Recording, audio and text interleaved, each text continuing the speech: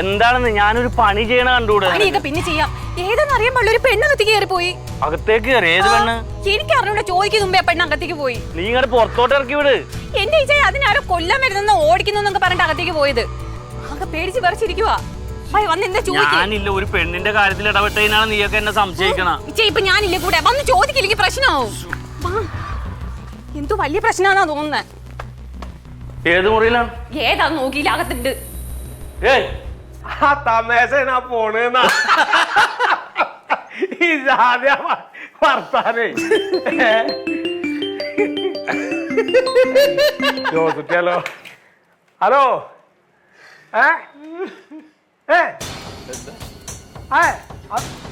എന്നിട്ട് എന്താണ് അത് ശരി, എന്നിട്ട് ഇപ്പൊ അവിടെ ഇരിക്കാണ്. ഞാൻ വരാം, ഇത് കട്ട ഏതാ വരുന്നത്? എന്താണ് അടച്ചപ്പോ ഒരെണ്ണം തിന്നപ്പോ വലിയ ഇടങ്ങറാണല്ലോ വേറെ പറഞ്ഞായി. എന്താണ് പ്രശ്നം? ഇച്ചിരി വാ, ഞാൻ പറയാം. വാ. എന്താണ്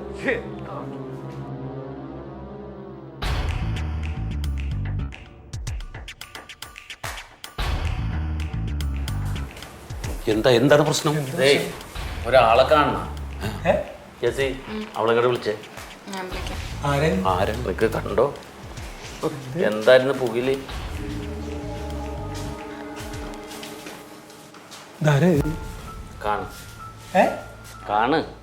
കാണാന്ന് പറഞ്ഞത് ഇങ്ങനെ മുഖം മൂടി വന്നാലും എങ്ങനെ കാണണത്? ഇതാരത്? എടി മുഖത്തുനിന്ന് ആ തുണി മാറ്റടി, കാണട്ടെ അവര്. ഇതാര? എടാ, ഇത് ഭാസ്കര മാഷ മോളല്ലേ? ആര്?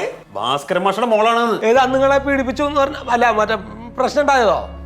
അതാണ് ഈ പുന്നാര മോള്. നീ എന്തിനാണ് ഇവിടെ വന്നത്? എന്തിനാ ഈ വീട്ടിൽ കയറി വന്നതെന്ന്? എന്നെ കൊല്ലാമെന്ന്. ആര്? അവൻ. അന്ന് വാസൂട്ടി വഴിയിൽ വെച്ച് കണ്ടില്ലേ ആ പ്രാന്തൻ കഞ്ചാവ്? അവൻ കൊല്ലാൻ ഓടിച്ചിട്ടാണെന്ന് അവളാ. ഇത് ഇങ്ങനെയൊക്കെ തന്നെയല്ലേ വരൂ. എന്തിന്? എന്താ പ്രശ്നം? പറയടേ. ഞങ്ങൾ തമ്മിൽ ഇഷ്ടത്തിലായിരുന്നു. അവൻ ഡ്രഗ്സിന് അടിമയാണെന്ന് അറിഞ്ഞപ്പോ ഞാൻ പിന്മാറി. അന്ന് മുതൽ കൊല്ലാനിട്ട് ഓടിക്കുക. അപ്പൊ എന്താ, എനക്ക് ഇതുവരെ അറിഞ്ഞായിരുന്നില്ലേ അവൻ ഡ്രഗ്സിന് അടിമയെന്ന്? അറിയില്ലായിരുന്നു.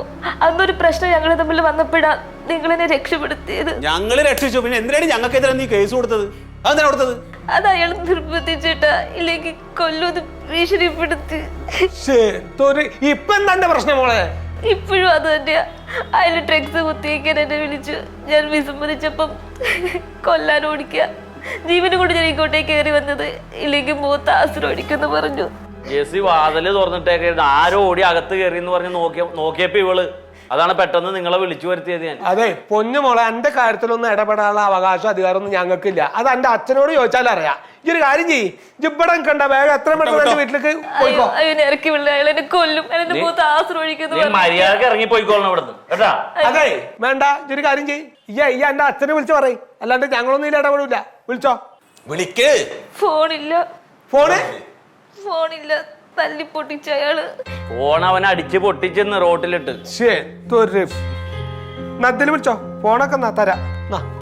ഇതില് അച്ഛനോട് വിളിച്ച കാര്യം പറയും. കർത്താവിനോർത്ത് ഞാൻ വിളിച്ച് പൂട്ടിയിട്ടെന്ന് പറയരുത് നീ അച്ഛനോട് കേട്ടാ. അല്ല, ഇവളൊന്നും വിശ്വസിക്കാൻ പറ്റില്ലേ. കണ്ടാടേ, പൊന്നു പോലത്തെ ഒരു കെട്ടിയാനെ കിട്ടിയിട്ടാണ് നീ എന്നെ അവിശ്വസിച്ചത്.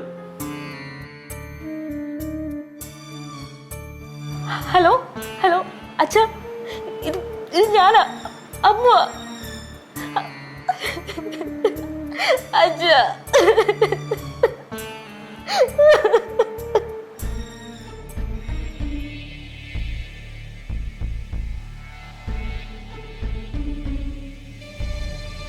ഭാഷനിപ്പോ മനസ്സിൽ വെച്ചിങ്ങനെ നടക്കണ്ട.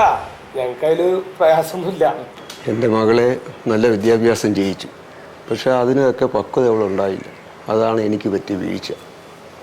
അന്ന് ഞാൻ വന്ന് നിങ്ങളോട് എന്തൊക്കെയോ പറഞ്ഞു. എൻ്റെ മനസ്സിലത് വല്ലാത്തൊരു വിഷമം. അപ്പം നിങ്ങളെയൊക്കെ ഒന്ന് കണ്ട് ഒരു ക്ഷമ ചോദിക്കാൻ വേണ്ടി തന്നെ ഞാൻ വന്നത്. മാഷെ, കുട്ടികൾക്കിപ്പോൾ നമ്മൾ എത്ര വിദ്യാഭ്യാസം കൊടുത്തു കഴിഞ്ഞാലും ജീവിത പരിജ്ഞാനം എന്ന് പറയുന്ന ഒന്നുണ്ടല്ലോ. അപ്പോൾ അവരെടുക്കുന്ന തീരുമാനങ്ങൾക്കൊക്കെ നമ്മുടെ ഒരു ശ്രദ്ധ ഉണ്ടാവുന്നത് എപ്പോഴും നല്ലതാണ്. അമിത സ്വാതന്ത്ര്യം അപകടമാണ്. അതെ അതെ. എന്നാൽ ഞാൻ ശരി മാഷെ. ആയിക്കോട്ടെ.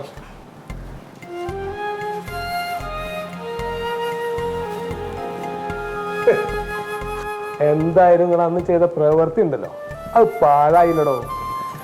ആ സ്വന്തം നാട്ടില് മഹാമാരിക്ക് വില ഉണ്ടാവൂലല്ലോ. ആരാര് പറഞ്ഞു?